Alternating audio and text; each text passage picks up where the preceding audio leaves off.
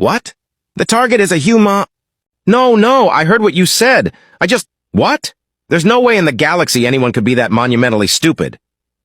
I was led to believe that the Black Hand assassins could kill anything. You keep that name out of your thrice-damn mouth around here, whelp. We had to abandon that name after the bad deal with the Delphin Empire years ago. I don't care about any empire. I want you to kill a human. The assassin's mandibles clicked angrily in agitation. We don't take contracts to kill humans. Then I'll just contract someone else. You can try. None of the other guilds in the galaxy will take that job. And even if you found an independent with a death wish, they won't get the job done. Not without them either dying or ratting you out. You can't really believe that humans are unkillable. I never said they were unkillable. Quite the contrary. I personally know that they are definitely mortal, but we don't take on contracts to kill them. Why in all the hell's not? Because the only way to kill a human and live long enough to enjoy the money for the job is to drop a neutron bomb on them from orbit just to be safe.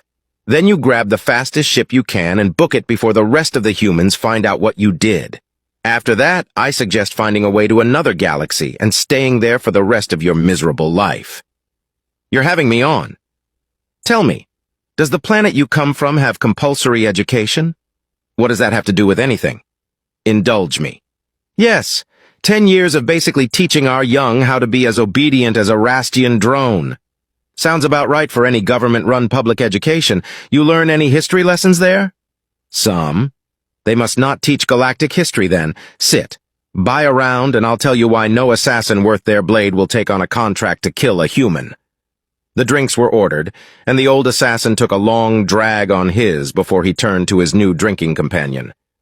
You remember I mentioned the Delphin Empire? Yes. What of it? Do you know what happened to them?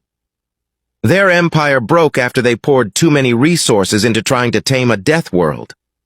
That death world is the human cradle world.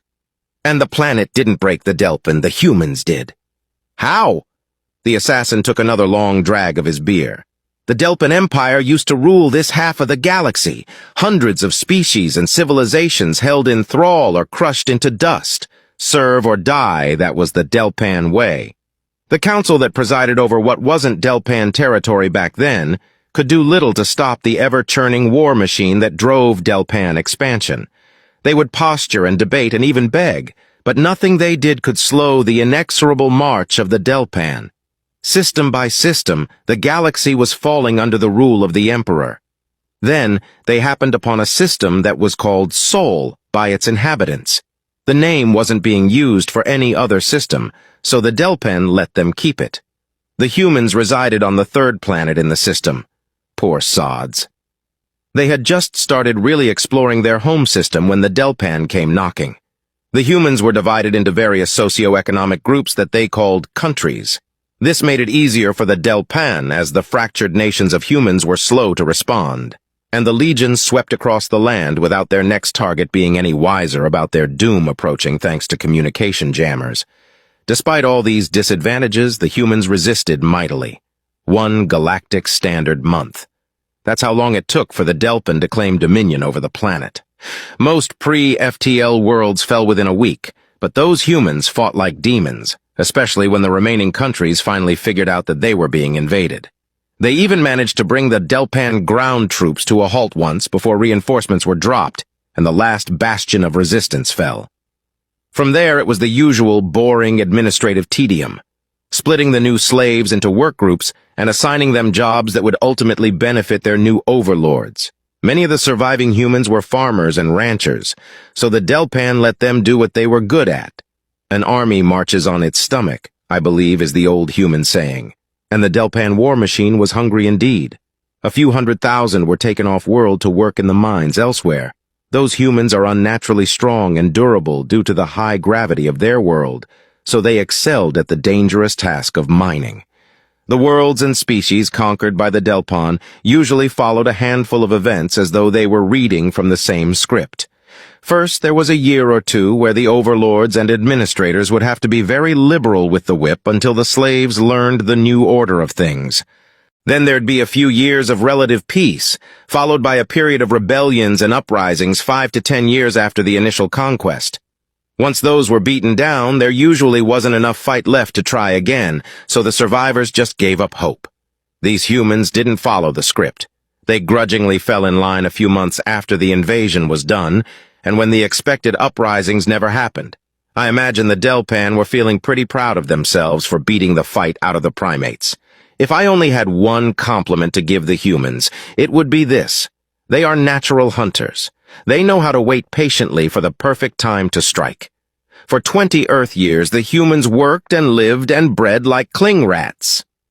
Not that the Delpan cared how many more humans were being born, more meat for the grinder, they would say. They would even give incentives like extra rations and special privileges if a human female produced more than 4 offspring. If only the Delpan knew. The humans weren't breeding more workers. They were growing an army. The human administrators and rulers that surrendered to the Delpan were at least half fake. Puppets sent to give the illusion of surrender while the real governments hid underground, literally in some cases, and continued to direct their forces. Hidden training camps, nighttime schools, secretly printed pamphlets about how to one day throw off the chains of oppression. Those humans were clever in hiding it all from their overlords. Then, when the Delpan warfront was dozens of systems away on their conquest of the galaxy, it was time.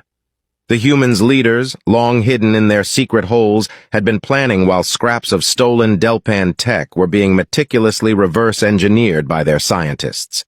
They had been gathering resources for their rebellion since they surrendered.